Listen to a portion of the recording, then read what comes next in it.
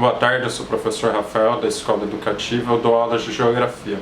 Hoje teremos uma revisão. Na revisão você precisa de papel, caneta e lápis para anotar tudo o que for explicado.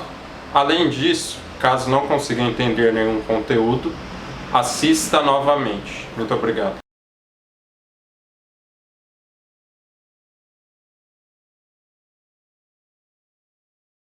A Revolução Industrial foi o principal fenômeno econômico da história. O homem conseguiu então introduzir as máquinas em todo o sistema produtivo e fazer com que as máquinas tomassem conta do trabalho humano. Antes, no artesanato e na manufatura, o homem tinha ferramentas. Essas ferramentas eram utilizadas para facilitar o trabalho.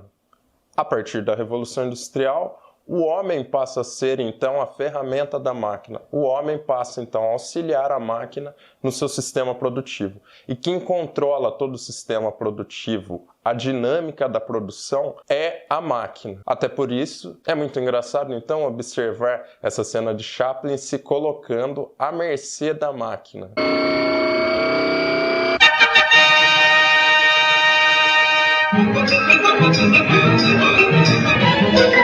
Atención, capataz. Acuda al Banco 5. Compruebe el ritmo de producción. La cadena va con retraso, Banco 5. Atención, capataz.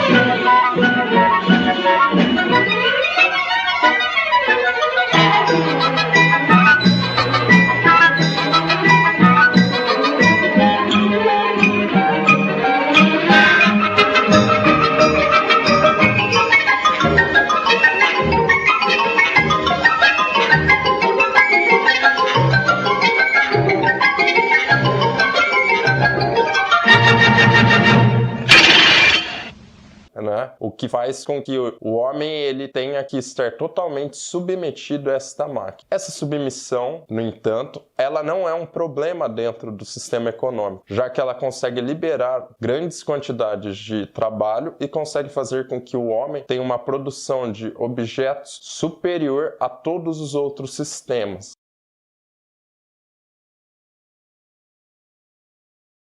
Como podemos notar no capítulo 4, o artesanato ele é uma fase anterior à indústria moderna. É a primeira fase, aliás, do sistema produtivo humano. Nessa foto, a gente pode ver uma mulher produzindo uma panela de barro. E isso representa totalmente o artesanato, porque é uma pessoa que produz todo o produto, sendo que não existe divisão de trabalho.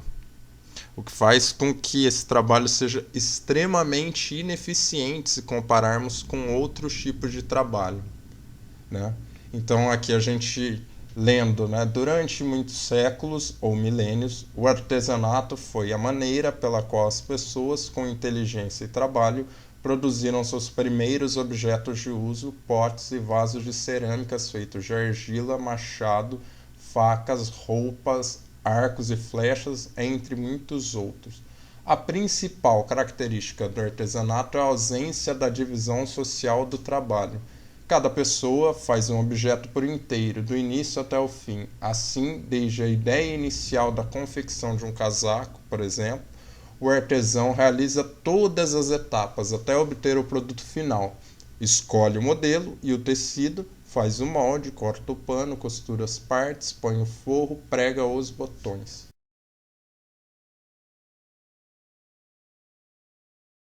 Já a manufatura é um processo de desenvolvimento ao qual o homem conseguiu distribuir as atividades. Então, ele passa a produzir um produto em uma cadeia produtiva. Algumas pessoas cortam, por exemplo, o tecido, outras costuram, outras pessoas vão desenhar o molde. Então, vamos lá, né? Vamos à leitura agora. A manufatura é considerada uma etapa intermediária entre o artesanato e a indústria moderna. Predominou na Europa nos séculos XVI, XVII e XVIII e tem como principal característica o uso de máquinas simples, teares manuais, por exemplo, e a divisão social do trabalho. Cada trabalhador ou grupo de trabalhadores fica responsável por uma tarefa. É o conjunto de tarefas de todos os trabalhadores ou grupos que permite obter o produto final. Apesar disso, ainda é a habilidade das pessoas que comanda o processo de trabalho, e não as máquinas.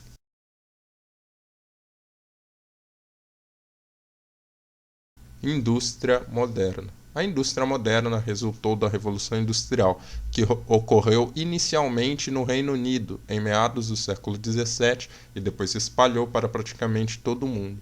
Ao contrário do artesanato e da manufatura, a indústria moderna tornou a fabricação de bens ou objetos materiais a atividade econômica mais importante da sociedade. O uso maciço de máquinas, cada vez mais complexas, é a sua principal característica. O emprego de máquinas modernas permite que a indústria possa produzir em larga escala e em série. Em larga escala, porque as fábricas produzem enormes quantidades de bens, em níveis jamais atingidos pelo artesanato ou pela manufatura. Em série, porque a máquina uniformiza a produção, isto é, os produtos industrializados são feitos de acordo com um padrão comum, que os torna iguais. Em geral, os produtos artesanais costumam ser de melhor qualidade que os industriais, pois são feitos sem pressa e com maior cuidado. No entanto, os bens industriais levam a vantagem da quantidade da produção gigantesca em curto prazo. Por esse motivo, na maior parte das vezes, estes produtos custam menos que os artesanais. Em resumo, podemos afirmar que as características básicas da indústria moderna são a mecanização, uso intensivo de máquina, e a produção em série.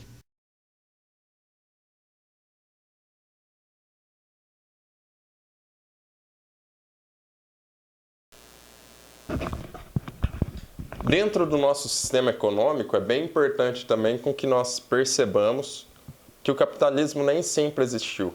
Houveram outros sistemas econômicos e o capitalismo mesmo ele foi se estruturando para hoje o atual estágio que ele se encontra, que é o estágio monopolista, também chamado de imperialismo. Antes, obviamente, do capitalismo ter conseguido se estruturar, havia um regime feudal. Qual que é a diferença do feudalismo para o capitalismo?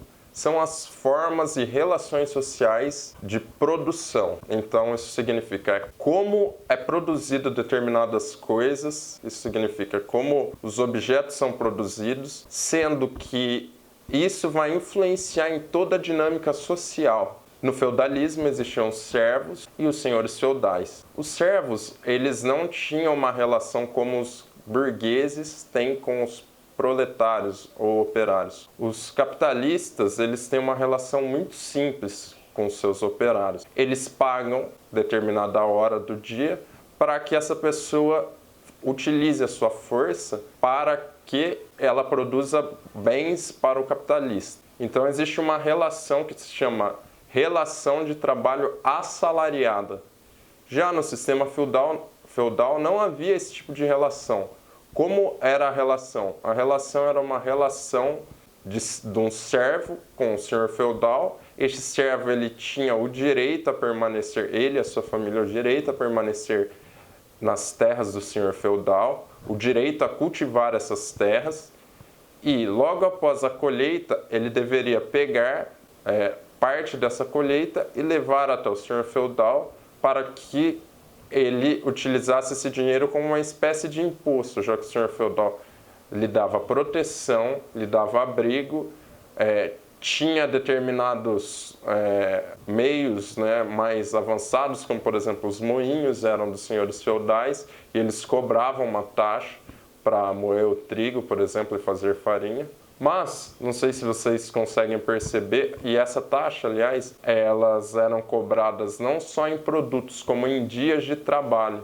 Então é uma relação muito diferente, sobretudo porque a relação existente entre o capitalista e o operário é uma relação curta, que é delimitada num espaço e num tempo. Isso significa, dentro da empresa, o capitalista tem o direito de mandar nessa pessoa por determinadas horas. Após isso, essa pessoa ela sai dessa empresa e ela pode ter sua vida privada sem nenhum problema. O que acontece com o senhor feudal? O senhor feudal não, existia uma relação de dominação que ultrapassava a simples e mera atividade produtiva. Era uma relação de dominação muito mais forte, aliás. E, finalizando, eu não posso fazer toda uma análise da evolução econômica do nosso sistema, porque isso iria demorar muito e é um tópico muito avançado, aliás. Mas, para quem tem interesse, né,